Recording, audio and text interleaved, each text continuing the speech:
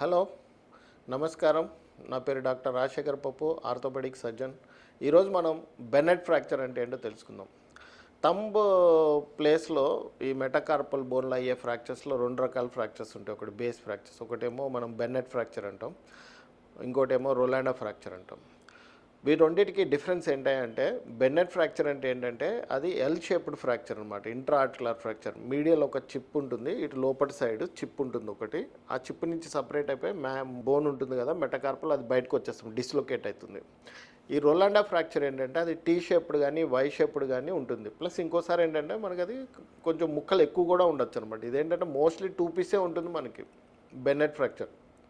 రోలాండా fracture ఏంటంటే 3, 4, 5 pieces కూడా ఉండొచ్చు, కమ్యూనిటెడ్ ఫ్రాక్చర్.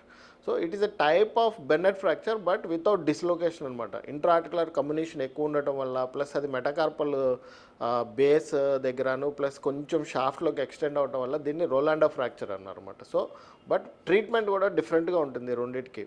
మనం దానికి ఏంటంటే కన్జర్వేటివ్ అబ్డక్షన్లో పెడతాము. దీంట్లో ఏంటంటే అబ్డక్షన్లో పెట్టినా కూడా ఒక్కోసారి మనకి రిడక్షన్ రాకపోవచ్చు. దీనికి ఏంటంటే ట్రాక్షన్ ఇచ్చి పెట్టాలి. సో ఒక్కోసారి అన్డిస్ప్లేస్ ఫ్రాక్చర్స్ ఉంటే మనం వీటిని కన్జర్వేటివ్ ట్రీట్మెంట్ చేస్తే 3 వీక్స్లో హీల్ అయిపోతుంది.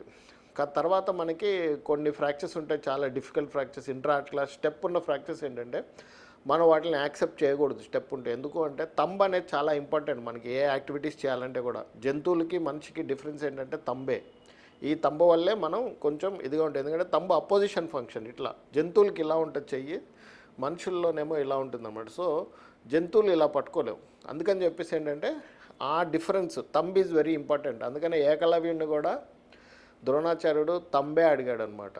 ఎందుకు అంటే తంబు లేకపోతే మనం ఏం చేయలేము కాబట్టి. సో ఈ ఫ్రాక్చర్లు ఇక్కడ పెయిన్ వస్తూ ఉంటుంది అనమాట. అది ఏమన్నా స్టెప్ ఉండి అదేమన్నా వంకర అతికిన అట్లా. కాబట్టి వాటిని పర్ఫెక్ట్గా రిడక్షన్ చేయాలి. వాటి ఏంటంటే ట్రాక్షన్ ఇచ్చి మనము కేవైర్ చేసి ఫిక్స్ చేసి దాన్ని సర్జరీతోటి ట్రీట్మెంట్ చేయొచ్చు. లేదంటే సుజుకి ఫ్రేమ్ అని వస్తుంది, సుజుకి ఫ్రేమ్లో కూడా పెట్టి మనం దాంట్లో ట్రీట్మెంట్ చేయొచ్చు.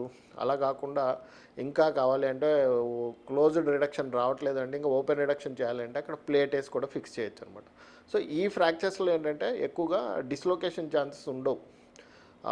బెన్నెట్ ఫ్రాక్చర్స్లో అయితే డిస్లొకేషన్ ఉంటుంది, వీటిలో డిస్లొకేషన్ ఉండదు. అదే ఇది ఒకటే తేడా అనమాట ఈ రెండింటికి. ఇదేంటంటే ఇంట్రాఆర్టికులర్ కమ్యూనిటెడ్ ఫ్రాక్చర్, అది intraarticular 2 piece fracture Bennett fracture. So treatment ఇది తీసుకుంటే అంత మంచిగానే ఉంటుంది. Thank you.